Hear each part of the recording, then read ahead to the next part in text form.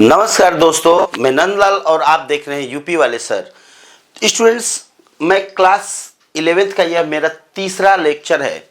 जो स्टूडेंट्स हमारे 2 लेक्चर नहीं देखे हैं, पहले वो आप लोग पहले लेक्चर को देख ले, क्योंकि ये जो सीरीज चल रहा है ना, वो सीरीज में अगर बैक फुट पे कोई भी लेक्चर अगर छोड़ते हैं तो वहाँ पर आपको दिक्कत हो सकती है। अगर कहीं स्टडी नहीं किए हैं, अगर फ्रेशर है, क्लास 10th से बाद आए हैं हमारे यहाँ, तो आपको हमारा प्रारंभिक लेक्चर से देखना चाहिए, क्योंकि स्टूडेंट्स क्लास 10th से डिफरेंट है हमारा क्लास 11, बहुत ज़्यादा डिफरेंस है। तो यहाँ पे डिफरेंसेस को समझते हुए हमारे डिस्क्रिप्शन बॉक्स में दोनों वीडियो का लिंक है, आप लोग वहाँ से जाकर देख लीजिए। पुनः आप लोगों से तब आपको सारी बातें समझ में आएगी। चलिए स्टूडेंट्स, आप लोगों को मैं बता दूं कि यहाँ पे हमारा फेसबुक, इंस्टाग्राम, प्ले लिस्ट पर प्ले स्टोर पे हमारा ये ऐप्स है, मोबाइल ऐप्स, इस पे आप लोग एंट्री कर सकते हैं, हमें याद कर सकते हैं। यहाँ पे टेलीग्राम चैनल है, व्हाट्सएप है, यूपी वाले सर का है ना, यूपी वाले सर .co.in पर हमें वेबसाइट पे भी कनेक्ट कर सकते हैं। वहाँ पे व्हाट्सएप नंबर भी सारा कुछ दिया हुआ है। आप किसी भी समस्या का सारा समाधान लेना चाहते हैं एजुकेशन के क्षेत्र में, तो थोड़ा सा बात चर्चा हो सकती है। चलिए स्टूडेंट्स, अब हम बात करते हैं कि हम लोग पढ़ क्या रहे थे। तो स्टूडेंट्स, हम लोग सेट पढ़ रहे थे और सेट स्टार्ट है हमारा तीसरा लेक्चर है। अभी मैं आप लोगों को ये लेक्चर हमारा 3 लेक्चर है ये, ठीक है। चलिए, तो स्टूडेंट्स, इसके बाद धीरे धीरे हम लोग आगे बढ़ते जाएंगे। यहाँ पे बताया गया है कि समुच्चय क्या है, ये समुच्चय को कैसे पहचाने कि कौन सा समुच्चय है नहीं है, समुच्चय लिखने की विधि क्या है, रोस्टर विधि और सेट बिल्डर फॉर्म, ये सारे आप लोगों को एक्सप्लेन कर चुका हूँ। यहाँ पे रोस्टर विधि को कैसे लिखते हैं वो मैंने दिखाया, रोस्टर विधि और सेट बिल्डिंग विधि को कैसे लिखते हैं ये बात हुई थी। विभिन्न संख्याओं के समुच्चयों के प्रतीक और उसके अर्थ, यहाँ पे हमने बात किया था कि ये क्लास 11th में इनका सिंबल है, किसको नेचुरल नंबर को कैपिटल एन कहते हैं, पूर्णांकों को जेड कहते हैं, क्यू परिमेय संख्याओं का समुच्चय है, ये आर वास्तविक संख्याओं का समुच्चय है, क्यू प्लस धन परिमेय संख्याओं का, और आर प्लस जो होता है धन वास्तविक संख्याओं का समुच्चय होता है। ये बहुत ही इंपॉर्टेंट चीज़ है जो आप लोग समझ रहे हैं या आप लोग को समझना चाहिए। चलिए स्टूडेंट्स, अब हम बात करते हैं एक्सरसाइज से। स्टूडेंट्स, यहाँ पे एक्सरसाइज अब मैं स्टार्ट कर चुका हूँ। पहले मैंने डिटेल्स में बनाया, इसको बढ़िया तरीके से आपको समझाने का प्रयास किया हूँ।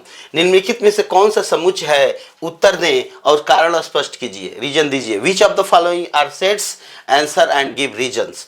तो चलिए स्टूडेंट्स, भारत के प्रत्येक राज्य में सबसे अच्छे खिलाड़ी, तो मैं उसमें बात कर चुका हूं इन लोगों का कि सबसे अच्छा कोई खिलाड़ी, मतलब अच्छे खिलाड़ी होते हैं लेकिन सबके नज़र में अलग अलग खिलाड़ी होते हैं। जैसे हमारे नज़र में कोई दूसरा अच्छा खिलाड़ी है, आपके नज़र में हो सकता है कोई दूसरा अच्छा खिलाड़ी है, तो इसको कहा नहीं जा सकता, इट इज नॉट डिफाइंड, इसीलिए इसको हम सेट्स में नहीं लेंगे। तो यहाँ पे लिख सकते हैं कि भारत के प्रत्येक राज्य में सबसे अच्छे खिलाड़ी का कोई सूची नहीं है ना, और इसको डिफरेंट लोगों के लिए भिन्न भिन्न हो सकता है। एक चीज रीजन दे सकते हैं हम कि एक अच्छा खिलाड़ी हर लोगों के नज़र में, मतलब प्रत्येक लोग के हिसाब से अलग अलग हो सकते हैं।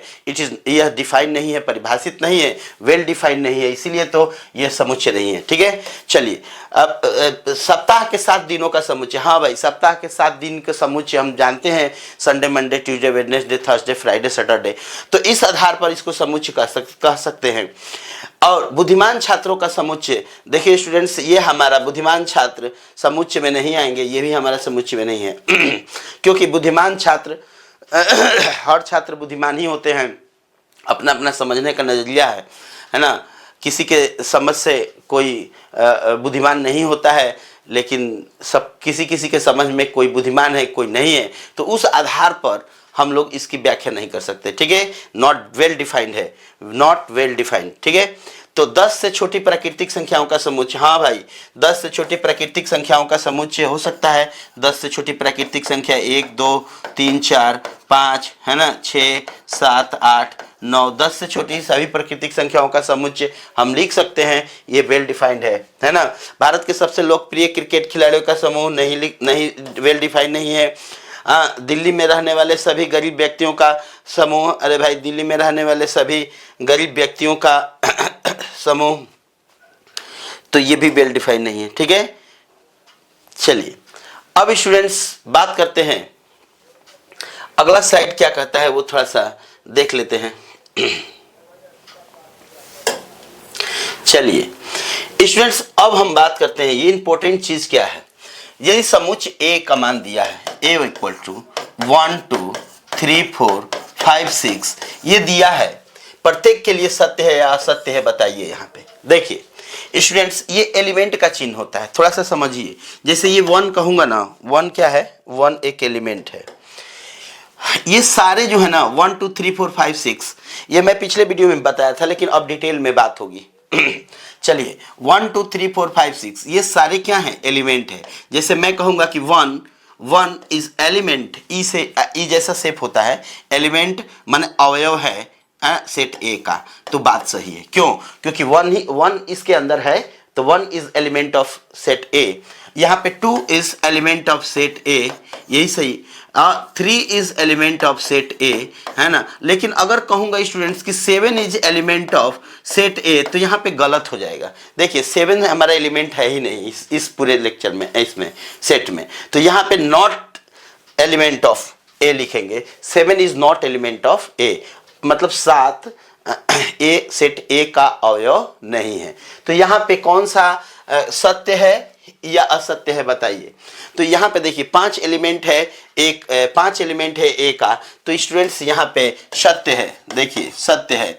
यहाँ पे 8 एलिमेंट है क्या, नहीं, असत्य है, असत्य है। 0 एलिमेंट है क्या, नहीं, यहाँ पे असत्य है।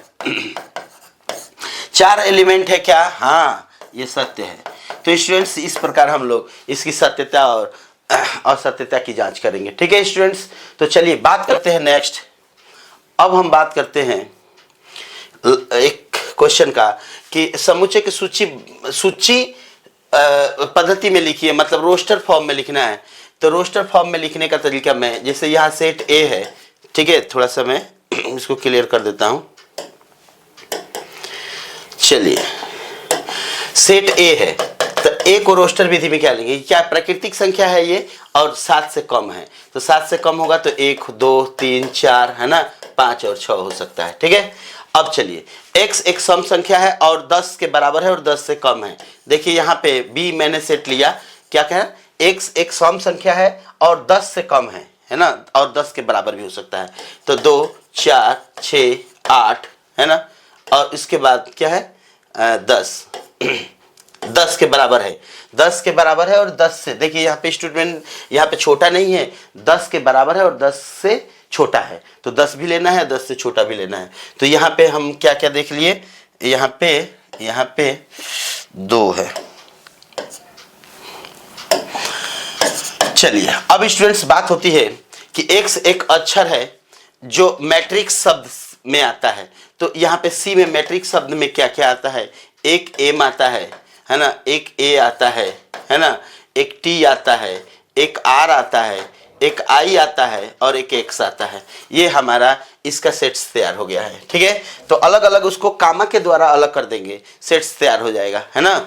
ये हम लोग पहले ही लेक्चर में इसको बढ़िया तरीके से समझाने का प्रयास किया हूँ, बहुत बढ़िया तरीके से। तो बैक में आप भी देख सकते हैं, कोई दिक्कत वैसे भी नहीं है। x एक संख्यात्मक अंक है, नंबर डिजिट है, तो x एक अंक है, तो भाई अंक कौन कौन सा हो सकता है, d। यहाँ पे अंक हो सकता है 0 1 2 3 4 5 6 7 8 और 9, यही हमारा इंग्लिश के वो होता है, ठीक है। चलिए अब करेंगे ट्रिग्नोमेट्री शब्द में आता है। ट्रिग्नोमेट्री शब्द में भाई यहाँ पे थोड़ा सा ध्यान देने की बात है कि कोई भी लेटर डबल बार नहीं लिखना है। जैसे टी है, आर है, आई है ना, इसके बाद जी है, ओ है, एन है, अब फिर ओ आ रहा है तो उसको छोड़ देंगे, एम है, एम तो नहीं आया अभी, है ना, ई भी नहीं आया है। इसके बाद ई के बाद टी, तो टी आ चुका है तो इसको छोड़ देंगे। उसके बाद आर, एक आर भी आ चुका है, इसको भी छोड़ देंगे। और लास्ट में वाई यहाँ पे ले लेंगे। तो इस प्रकार स्टूडेंट्स केवल इतना बात ध्यान में रखना है ना कि कोई लेटर डबल बार नहीं लिखना है, बस इतना ध्यान रखने, सारा सब कुछ ठीक है। बेटर शब्द में आता है एक, जो केवल एक बार आता है, क्या करे कि शब्द में आता है और केवल एक बार आता है। एक्स क्या है, बेटर शब्द में आता है और केवल एक बार आता है ना। तो यहाँ पे एफ है, बेटर शब्द में आता है और केवल एक बार आता है। कौन कौन भाई एक बार आता है, तो बी एक बार आता है ना। यहाँ पे एक बी हो गया और एक ई तो नहीं, दो बार आया है टी, और एक आर है। तो यही दो शब्द है जो बेटर शब्द में केवल एक बार आया है। तो स्टूडेंट्स इस प्रकार, अभी थोड़ा सा समय का अभाव है, तो पुनः मैं आपसे मिलता हूं अगले वीडियो में। और जो स्टूडेंट्स हमारे चैनल पर पहली बार आए हैं वो हमारे चैनल को सब्सक्राइब कर ले, बड़ा प्यार दिए हैं हम लोगों को, बहुत बहुत धन्यवाद आप लोगों का। तो चलिए नेक्स्ट वीडियो में मिलते हैं, तब तक के लिए जय हिंद, जय भारत।